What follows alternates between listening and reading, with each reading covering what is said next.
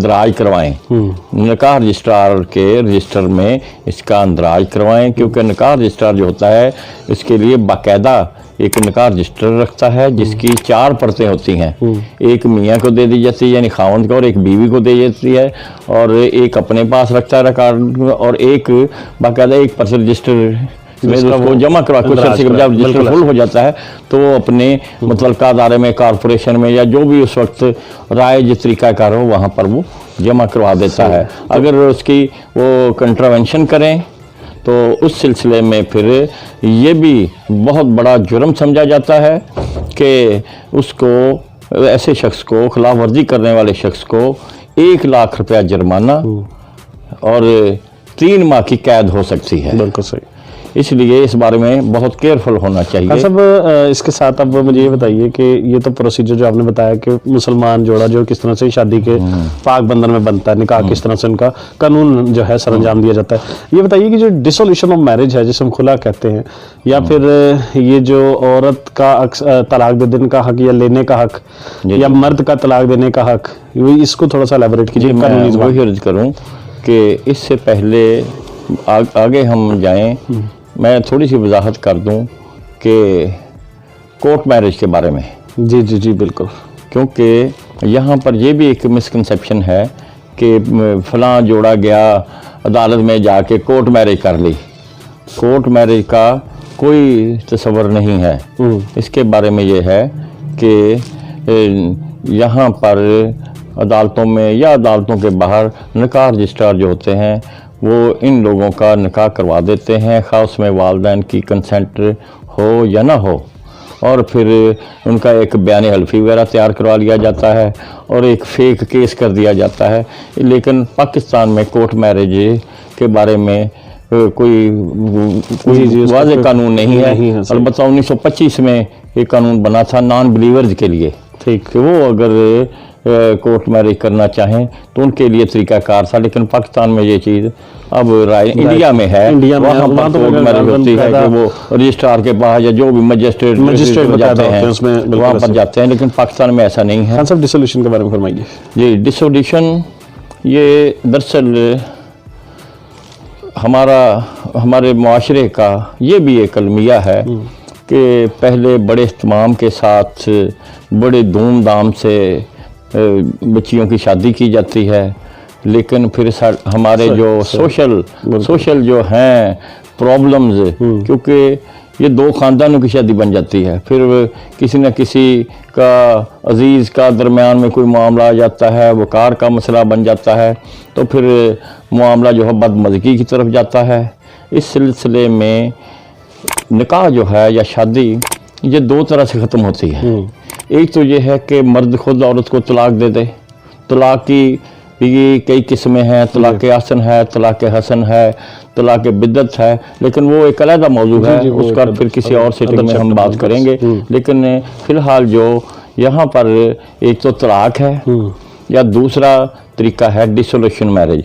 अगर कोई मर्द किसी औरत को तलाक देता है तो उसके लिए फिर बाकायदा उसको राइटिंग फॉर्म में लाना चाहिए, लेकिन ये नहीं कि अगर ना लाएगा तो वो गैर कानूनी होगी, लेकिन उसको साबित करना फिर मुश्किल हो जाता है। बाद में बड़े जब किसी को तलाक देता है रिटन फॉर्म में तो उसकी फिर उसके साथ एक उस औरत को भेज दी जाती है उसकी कॉपी, और एक कॉपी उसकी जो होती है ये यूनियन काउंसिल के सेक्रेटरी को भेजी है, चेयरमैन, जो भी आजकल तो फील्ड ऑफिसर वगैरह आ चुके हैं, तो उस वहाँ पर एक कॉपी भेज दी जाती है। वो उनको तलब करते हैं और दोनों पार्टियों को तलब किया, उनकी मसालहत करवाने की कोशिश की जाती है। लेकिन अगर मसालहत नहीं होती तो फिर 90 दिन के बाद मुअस्सर तलाक सर्टिफिकेट जारी कर दिया जाता है। दूसरा तरीक़ाकार ये है कि अगर मर्द किसी औरत को तलाक नहीं देता और औरत तलाक लेना चाहती है तो उसके लिए दीन इस्लाम में एक तसव्वुर राइज है, वो है खुला का। मर्द तलाक देता है और औरत खुला लेती है, लेकिन औरत के लिए लाजमी है कि थ्रू कोर्ट ले, थ्रू वज़रिया काजी, जो काजी होते थे अब वज़रिया कोर्ट वो खुला ले सकती है। इसके लिए एक ख़ास तरीक़ाकार है कि वो औरत जाएगी अदालत में, ज़ाहिर है कि अदालत में जाने से पहले उनको वकला के पास जाना पड़ता है। वो फिर तनसीख निकाह का, डिसोल्यूशन ऑफ मैरिज का दावा दायर किया जाता है और दूसरे फरीक को तलब किया जाता है।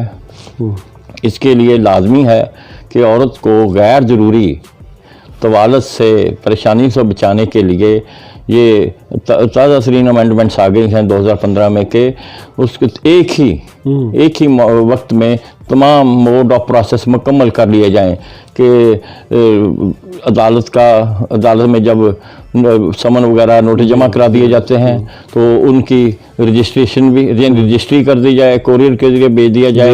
और साथ ही अखबार में भी अखबार इश्तिहार भी साथ ही पब्लिकेशन आ जाती है, एक तारीख पर ये सारी चीजें कंप्लीट कर दी। इसके लिए तो वैसे तो कैसे 15 दिन। खान साहब, इसमें अगर दूसरी पार्टी जो है यानी दूल्हे की तरफ से यानी मर्द की तरफ से अगर नहीं कोई रिस्पॉन्स आ रहा तो एक्स पार्टी इसको मैं अर्ज करता हूँ कि अगर अदालत के बुलाने पर और अखबार इश्तिहार आ जाने के बाद अगर खामंद नहीं आता तो फिर अदालत एक्स पार्टी प्रोसीडिंग्स करती है। एक्स पार्टी फैसला नहीं करती, एक्स पार्टी प्रोसीडिंग जिसे कहते हैं कि वो उनको सबूत यकतरफा के लिए औरत को हुक्म दिया जाता है।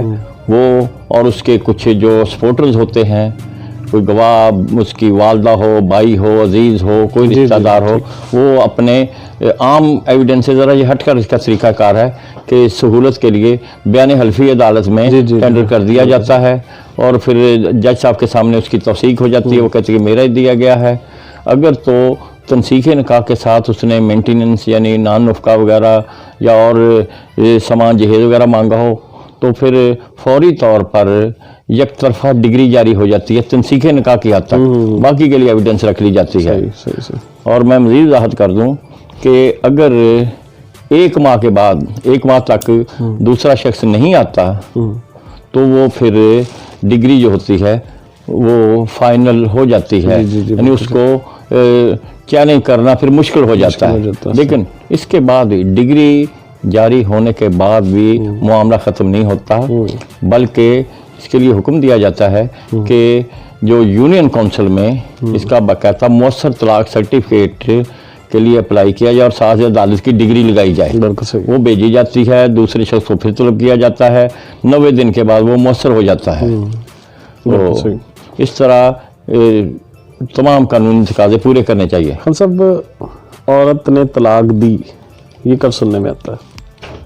औरत तलाक सिर्फ एक ही सूरत में दे सकती है कि जब ऐसी शर्त बवक्त निकाह तय कर ली जाए। ये रेयर होता है, लेकिन कुछ यानी जब कॉन्ट्रैक्ट बन रहा होता है, शादी का जब निकाहनामा फिल हो रहा होता है, जब निकाहनामा तैयार होता है तो उस वक्त उसमें एक कालम होता है कि क्या मर्द ने औरत को तलाक का हक तफवीज़ किया है। बिल्कुल ठीक। आमतौर पर हमारे निकाह रजिस्ट्रार क्या करते हैं, ऐसे लकीर से कांटा सा लगा देते हैं कि ये सारे कालम पूरे हो गए। हालांकि एक एक कालम जो है वो नहायत ही एहतियात से उसको फिल करना चाहिए।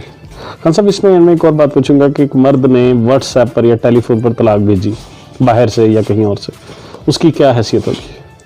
उसकी हैसियत देखें ना, अब भी जो यहाँ पर भी कोई शख्स किसी को तलाक भेजता है तो औरत का मौजूद होना, पहले मुआशरे बड़े स्मॉल साइज़ के हुआ करते थे, मर्द औरत में कुर्बत होती है, अब दूर भी होते हैं तो हम बाई पोस्ट भेज देते हैं और उसका फिर बाकायदा जो भी यूनियन काउंसिल में इसको भी उसी तरह सारा प्रोसेस जो है अडॉप्ट करना पड़ता है कि वहाँ से अगर तलाक भेजेगा। यहाँ पर तो अब ये सख्ती हो चुकी है कि डिसोल्यूशन ऑफ मैरिज तलाक के लिए मर्द खुद खामन खुद स्टैम्प पेपर जारी करवाए। बिल्कुल ठीक।